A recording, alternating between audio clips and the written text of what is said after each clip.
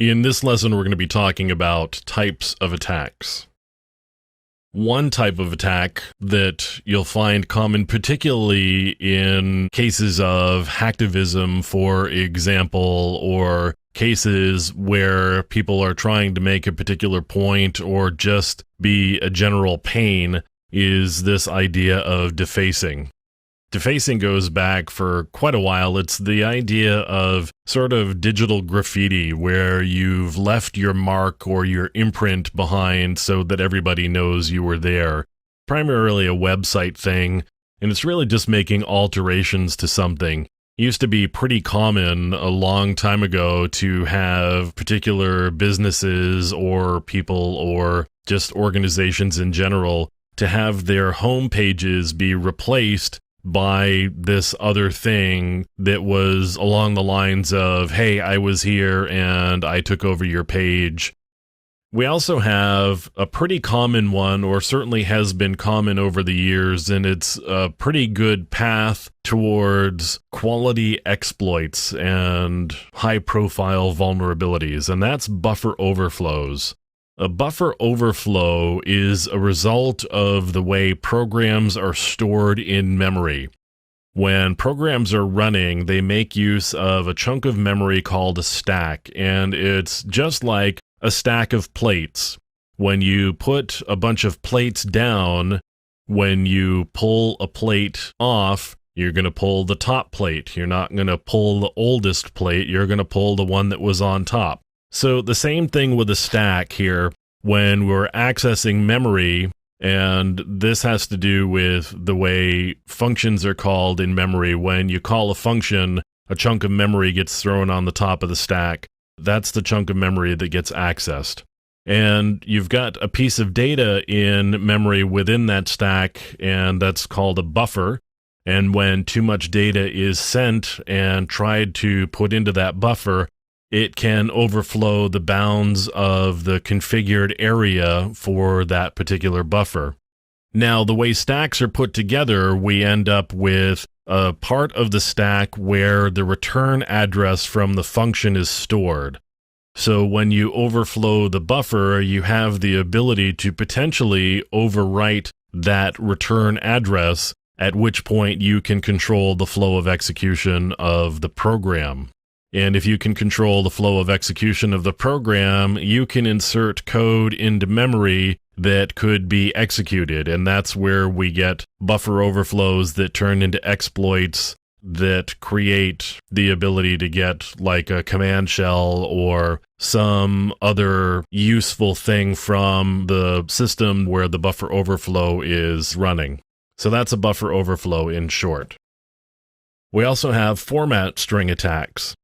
And sometimes these can be precursors to buffer overflows. Format strings come about because the C programming languages makes use of these format strings that determine how data is going to be input or output. So you have a string of characters that define whether the subsequent input or output is going to be an integer, or whether it's going to be a character, or whether it's going to be a string or a floating point, that sort of thing. So you have a format string that defines the input or the output. If a programmer leaves off the format string and just gets lazy and provides only the variable that's going to be output, for example, you have the ability to provide that format string. If you provide the format string, what then happens is the program starts picking the next pieces of data off the stack and displaying them. Because of that, we can start looking at data that's on the stack of the running program just by providing a format string. And if I can look at the data, I may be able to find information like a return address or some other useful piece of information. There's also a possibility of being able to inject data into the stack using this particular type of attack. Denial of service, this is a pretty common one. You'll hear about this a lot. This is not to be confused, though, with the one that I'll be talking about after this. A denial of service is any attack or action that prevents a service from being available to its legitimate or authorized users.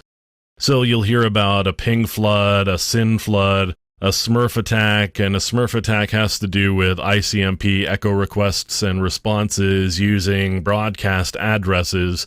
That one's been pretty well shut down over the last several years.